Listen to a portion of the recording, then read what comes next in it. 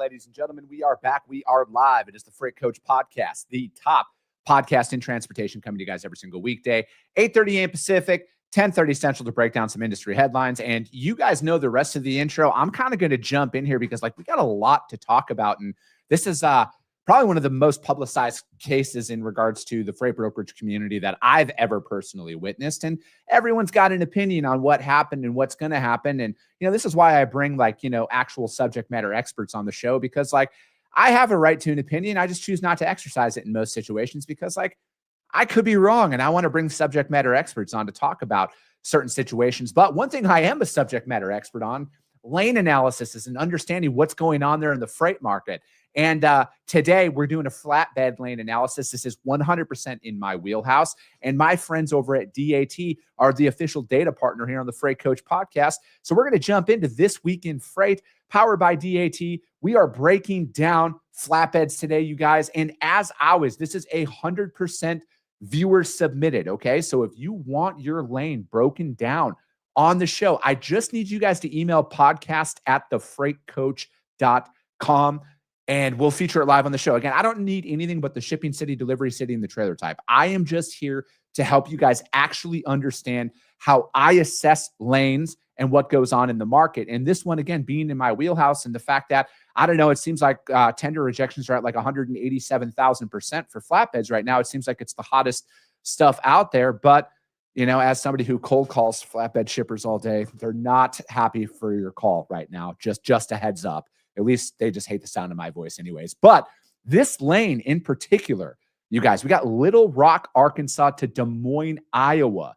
And you guys can see some very well publicized spikes here, okay? So again, first thing I always look at, no matter what, miles, right? Why is that? Because again, days of the week depend on what you're going to go out there and quote. And if there is shorter miles out there, you guys, for weekend runs, it's exponentially more expensive to ship that than, say, Monday through Thursday. So that's the first thing I take into consideration as I'm going out there and bidding on freight. This one's 600 miles. So again, if it's got to do Thursday to Monday, Friday to Monday, your rate's going to be exponentially more expensive than a Monday through Thursday with next day delivery opportunities that come along with this. And now again, we're coming up into flatbed season. So if you go and pay attention to this graph, what happens here, all right?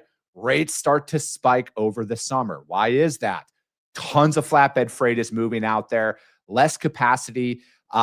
It has pretty much performed this way since I've been in the industry, you guys. So the pattern of this, big deal. Here was one point of emphasis I noticed back in December, again, when it's obviously holiday weather, stuff like that. It spiked a little bit higher than it probably normally should. And again, Arkansas is one of those states that is heavily enforcing ELP. Okay. So again, if you're paying attention to other headline data that is going on out there, those are also factors you're going to need to take into consideration throughout this year.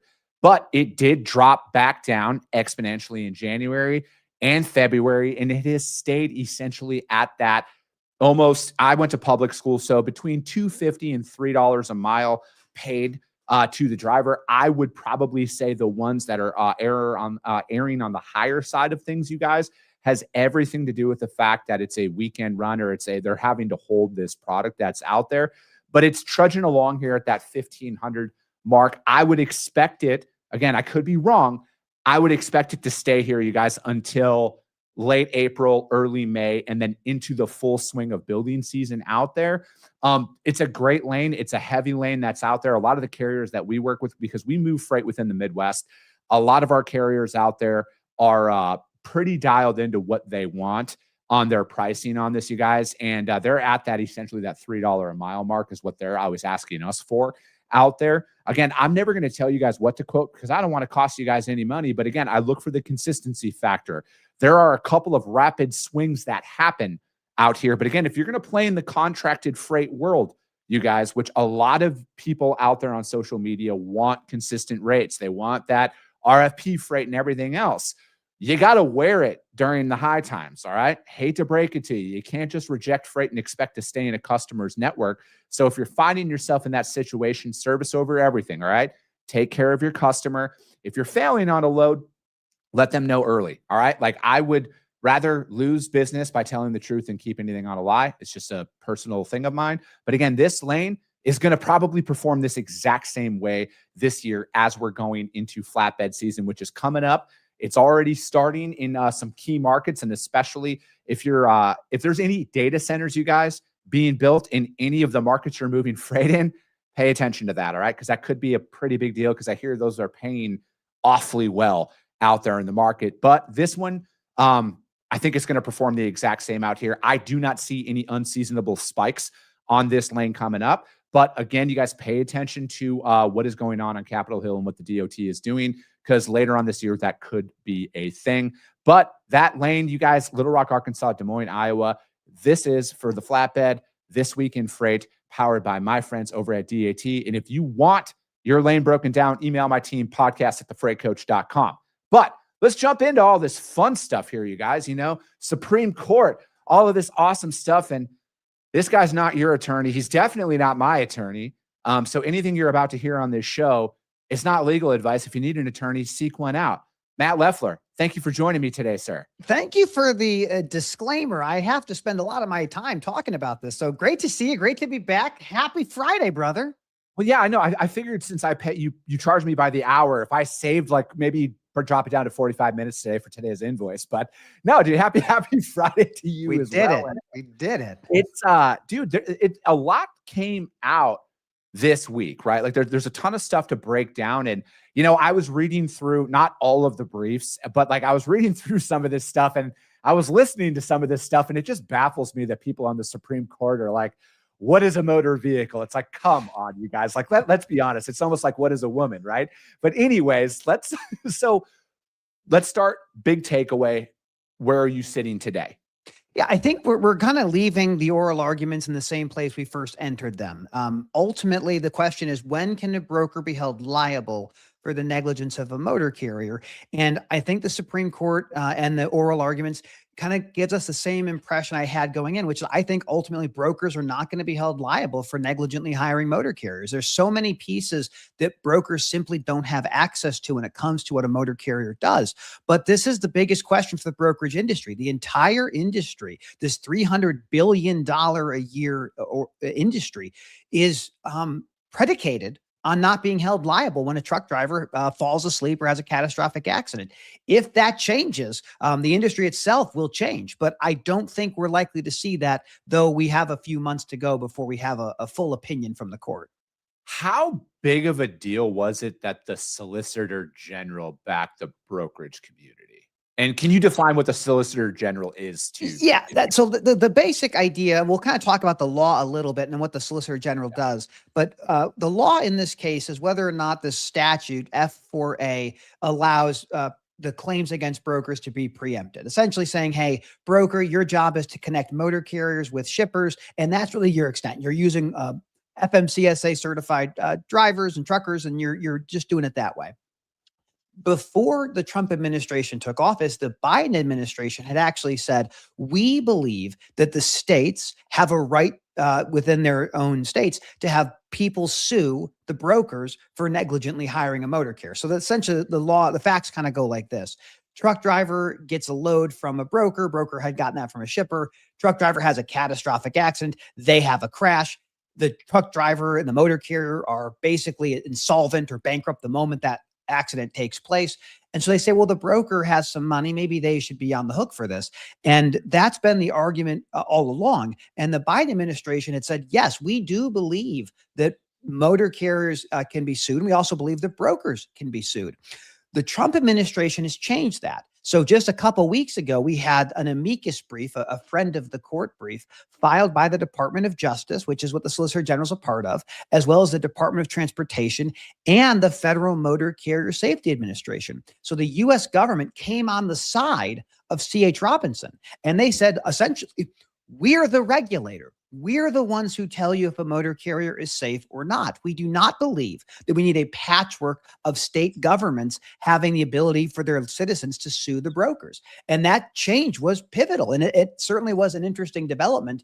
And so C.H. Robinson was asked, can the solicitor have some of your time? Can they take some of your time to argue before the Supreme Court? And I think for C.H., that was an easy answer. Of course they can have that. Straight up. And that was what we saw happen just a couple days ago, was the federal government arguing on behalf of the brokerage industry that brokers should not be held liable in these cases. You know, I look at a lot of this stuff, and again, it's like, where does liability start and end? And I feel like as you're going out there and because like this specific case, like it wasn't that it was an overlook, to the best of my knowledge, it wasn't an overlooked process in the brokerage community. The driver got into an accident while driving the truck, right? That's contested. So I'll kind of run through like the allegations from the plaintiff, and we also call them the petitioner. What the allegations for them was, it was a truck driver who broke down. So the plaintiff, Sean Montgomery, was a truck driver. He was broke down, or he was stopped. And another driver hired by CH was moving this freight, and they collided with him, and he ends up losing his leg, I believe. And the allegations were this motor carrier that CH hired was outside of their normal safety scores. Like this motor carrier should not have been chosen under CH's existing policies. And that was the allegation. Now, what I would say to this, and what the CH and others have said, is our job as a broker is to find some freight, find a shipper, and then find a motor carrier who's legally authorized to move freight. And that's really the extent of what they're doing. Now, they have other vetting softwares and other tools, but they rely on what the government, to an extent, says about the motor carrier.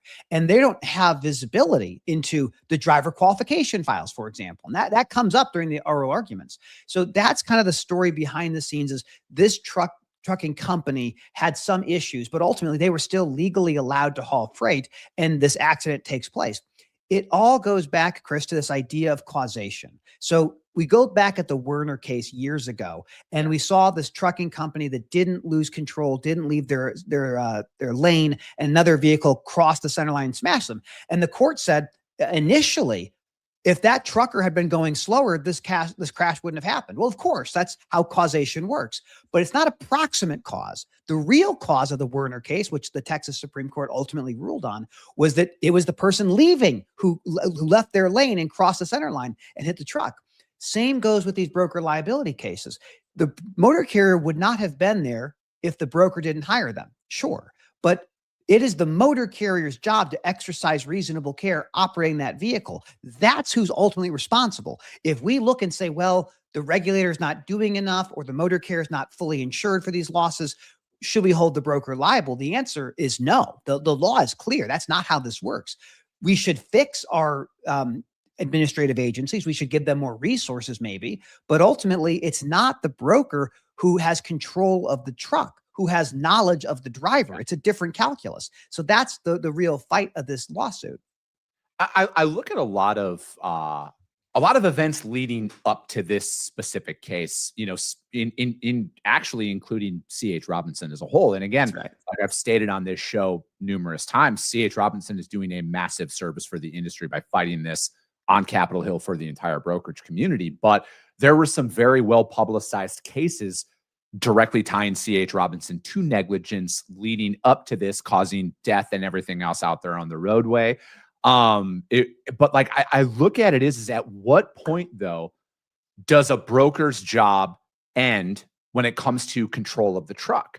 And that's where it's like, again, if we are using data, public data that is out there from the FMCSA in regards to a carrier's safety scores and everything else, could the argument be, why does the FMCSA allow this carrier to continue to operate if they have that? And again, at what point are we all using data that the government is releasing out there to us for us to use?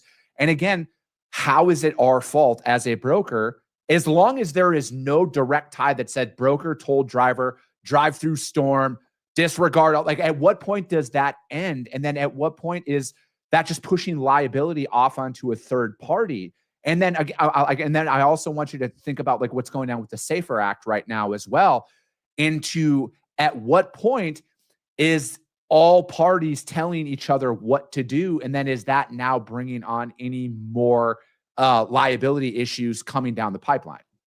We are treating symptoms of a very sick supply chain. We are not treating the root causes. Yeah. And so I'm going to unpack this, because this is why I love coming on your show and I love talking about these issues, because you have to unpack them. 5,000 Americans die every single year as a result of an accident related to a truck. Now, it doesn't mean the trucking company's at fault. It just means someone is dead. And we as Americans go, we probably don't want that. We don't want that outcome. We'd like to see less catastrophic injuries, less fatalities on the roadways. And what has happened is this enormous shift in how our supply chain operates. 20 years ago, brokers were very small, maybe 5% or 6% of all freight. Today, it is something like 30%. So it's a much different calculation. But underneath this story is the story of regulations that have not been adopted in a modern era. The minimum insurance for a motor carrier to operate interstate with general freight is $750,000. That is not enough. That is woefully inadequate insurance for operating a truck. And the FMCSA and the Supreme Court all agreed this is what's happening. Yeah. So the answer becomes, okay, there's a horrifying accident that's taken place. What do we do?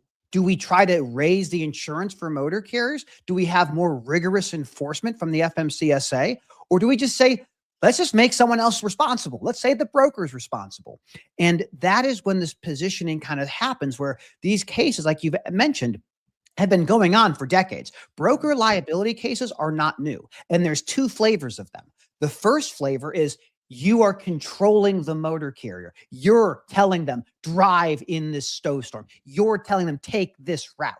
When you control them, you have the chance of being held vicariously liable. You're actually the employer. And that's why so many brokerages say, if they say they're tired, hang up, you're not working with them. If they say this or that, don't do it. That's the first pathway.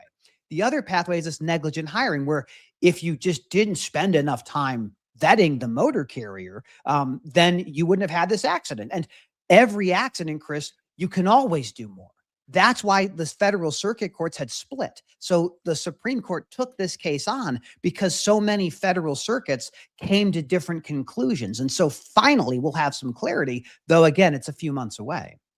Yeah, I think that this is, I don't want to call it the end. I actually think this is the unfortunate beginning of an absolute onslaught of more lawsuits that are going to potentially come down from this. And it's like, again, like what you got to look at it, like what is a broker's actual responsibility in this equation, right? And I have been trained, and again, this is just how I personally operate.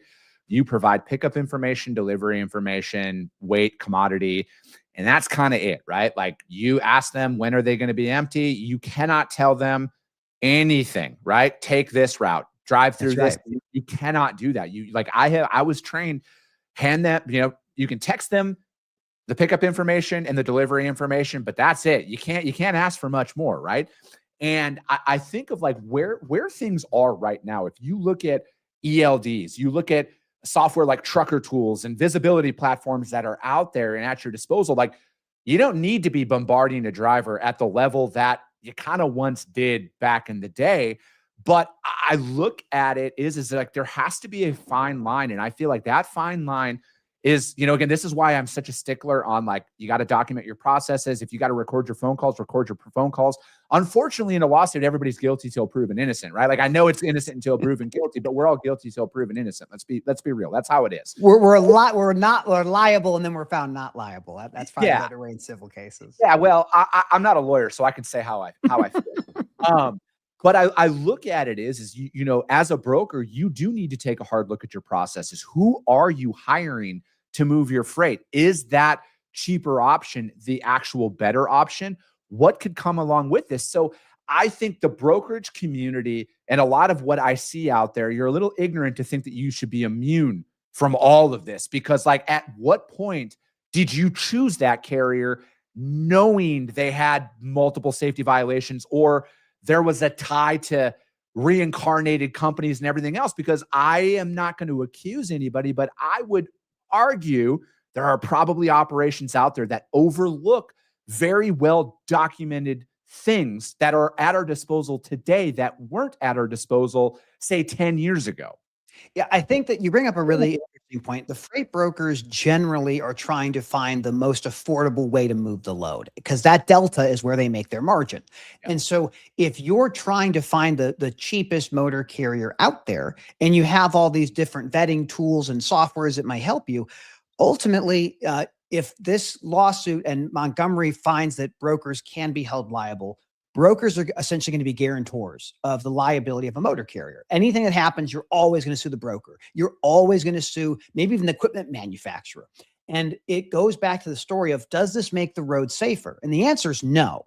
The only way the roads become safer is if our regulators have more resources to investigate bad actors and remove them. If we think a motor carrier isn't safe on the road, that is not the decision for Robinson to make or JB Hunt to make. That's a decision for the federal government to make. And I go back to this thing which is brought up in the oral arguments.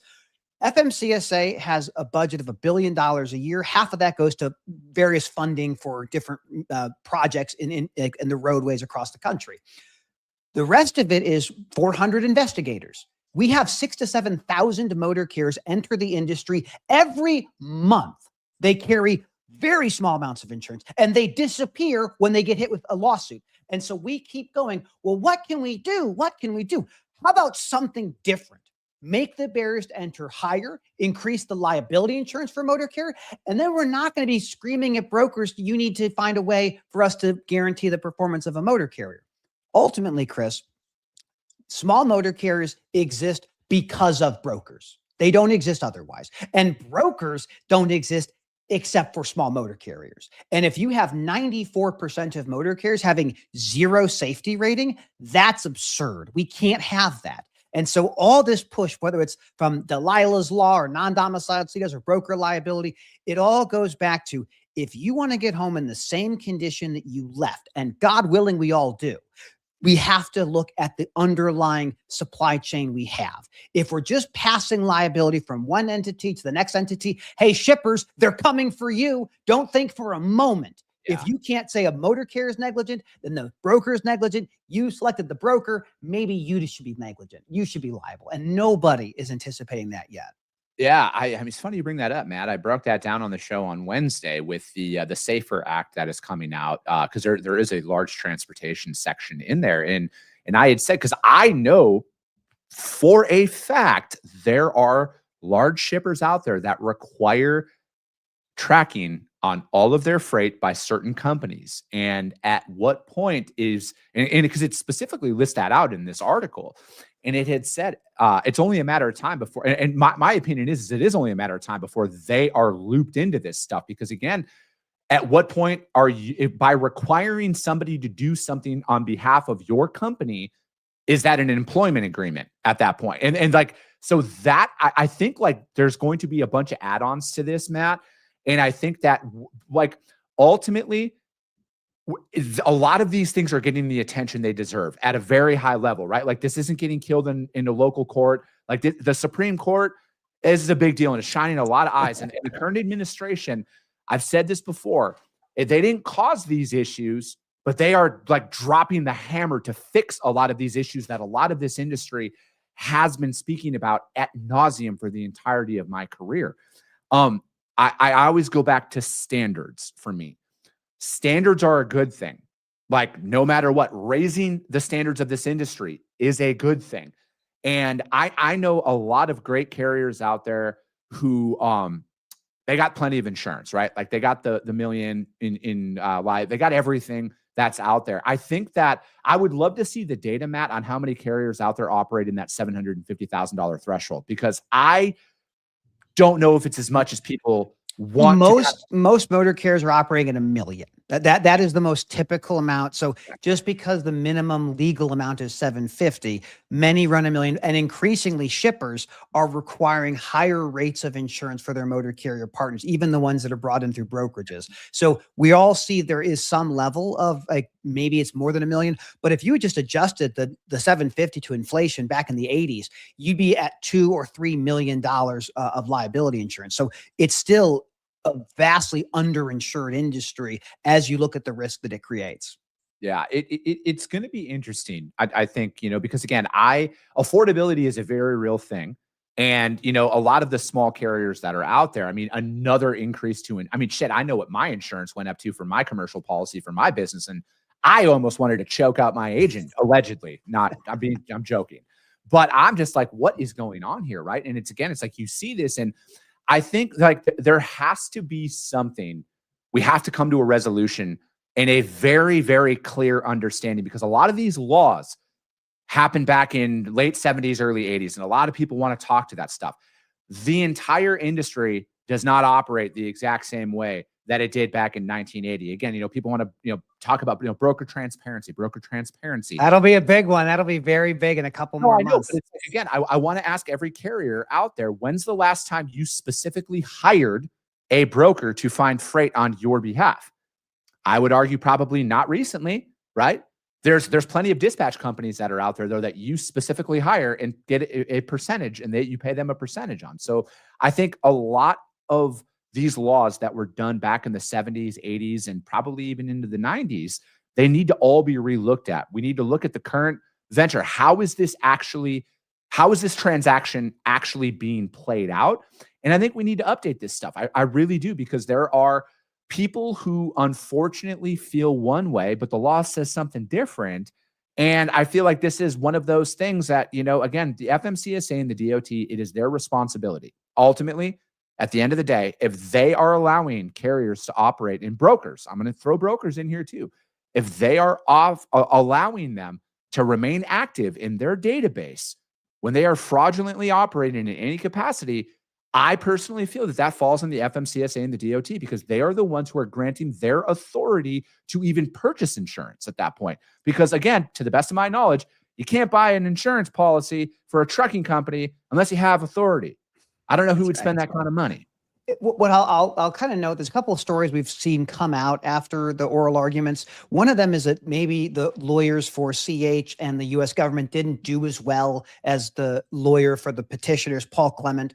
Paul Clement is a superstar, one of the best Supreme Court advocates we've seen in a generation. He's done over 100 cases, incredibly successful guy.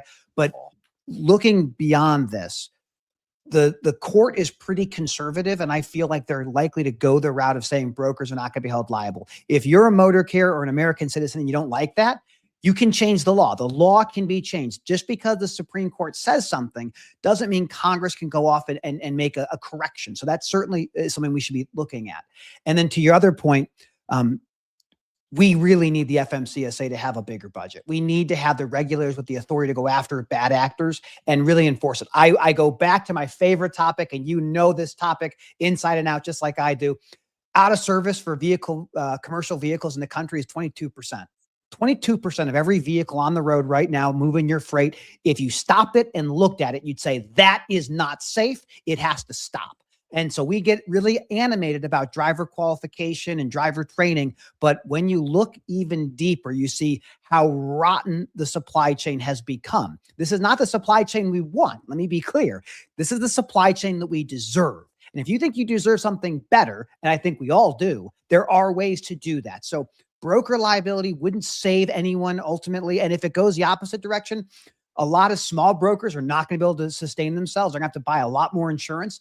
And motor carriers, you get mad about highway consuming your ELD. What happens if brokers now must have access to your driver qualification files? Because that's what's at stake. If you want to hold brokers liable for negligent hiring of a motor carrier, the broker must have access to all driver qualification files, all citations, all infractions. And that is not something most people understand, but they will soon enough. You got a couple of minutes? I want to unpack that. Yeah. Okay, cool. Because that's everything you're bringing up right there, Matt. That is what, like, a lot of people are surface level arguments about stuff. Yeah. I don't think that there is potential ramifications that could come along with it that could all of a sudden expose their inefficiencies. You talk about driver files. How many people have hired drivers that look the other way for certain infractions on the records and everything else? And again, I feel like ultimately there is there's a lot of stuff that is out there that a lot of people want to point to as the core root cause of, the industry sucks because of freight brokers. I think I've heard that literally my entire life because my dad was a driver. So, but anyways, it's one of those situations though, Matt, where it's only a matter of time before your number gets called, and your shit better be in line. And I don't think a lot of people want that. Then everybody starts crying foul, right? Like, Absolutely. now, wait a second. You can't do that to me. So it's, again, you got to be careful what you wish for. And I think ultimately, and I've said this, the amount of attention that a lot of this behavior is gaining from the right people. Secretary Duffy is very, very, President Trump, very, very in tune to a lot of this stuff about what's going on right now. Those operations that are above board, doing it the right way, brokers and carriers alike, I personally feel, I don't know when, I personally feel you are about to enter into a golden age of opportunity that has never existed. And if you made money in COVID, this next one is going to make COVID look like pennies, because there will be a premium paid for your services if you are above the board and you can prove you are above the board. You're far more optimistic than I am. I am optimistic because I've seen what past administrations have done, and this isn't a partisan anything. They haven't done shit. But like, ultimately, we as citizens of this country have allowed this to happen. All right. We want to sit here and blame political parties and situations. We as citizens let this happen. We let standards slip. And what you said earlier, Matt, is a very good thing. If you want the laws to change the laws. The way our system's set up is you can do that as a citizen. That's right. I would say that one of the things we've kind of learned in the last, let's say, 5 years, is that the loudest voices in supply chain, some of the largest lobbying organizations of the supply chain, have convinced us of a reality that was not true. And because of those stories, whether it's driver shortage or whatever the issues might look like, it requires a fix that is to make things easier, reduce burdens, reduce regulations.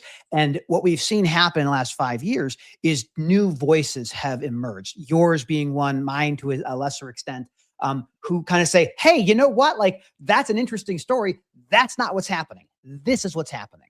And because our administration with Secretary Duffy and Administrator Barrs and President Trump, obviously, is they pay attention to other voices outside the mainstream. And when you do that, you get a chance to say, well, could we make this different? Are there other problems we're looking at solving? And I think that if this works the way I hope it does, we will see a radical transformation in our supply chain that will require a lot of motor carriers to up their game and may push a lot of brokers out too. We'll see what happens, but man, what a time to be alive. What a time to be alive. When's all the official findings come out with this? Yeah, we should have a decision on the Montgomery case sometime in the summer, I would suspect. My feeling, the U.S. Chamber of Commerce was one of the ones who was against brokers being held liable. They have an 80% success rate before the Roberts Court. So like, if you just look at the numbers, there's really no way that the brokers are going to be held liable. Like, everything points to them winning at the Supreme Court. See, this is where my cynicism comes in, unless there's a massive contribution made to somebody. But anyways, we're going to not talk about that. Matt, love you, bud. Thank you so much for coming on today. Thank you for having me. DAT, dial a truck. I see George is in there. Good. I love DAT. You know, I'm a fan. Here, man. They give me a lot of awesome data to come out here and tell people how the market actually works. You know, although I am a pretty face, I'm not just a pretty face. I actually move freight at a pretty high level. But speaking of being at a high level, how does anybody reach out to you if they got any questions about all this stuff? Oh, man, if you don't know how to find me in this day and age, I don't know what to tell you. I'm on most places. Look up Matt Leffler, Armchair Attorney. I travel across the country trying to tell people about this industry that I can't escape. And I'm also a law professor, so I scream at young students about the interesting things about the law and supply chain. So find me on LinkedIn or X or TikTok or Insta. I don't know. They're everywhere. All right, Matt. That's going to be it for today, ladies and gentlemen. As always, if you got value in what you heard and you're not subscribed, subscribe to the show, you guys. And if you're feeling ambitious, rank that show on iTunes and Spotify, because if you see value, your network's going to see it as well. I appreciate you guys. I love you guys, and we'll be talking to you soon. Came back with a bang, window down, yelling out money, anything. Hey, ooh, got the foot on the gas, pedal to the metal when I'm getting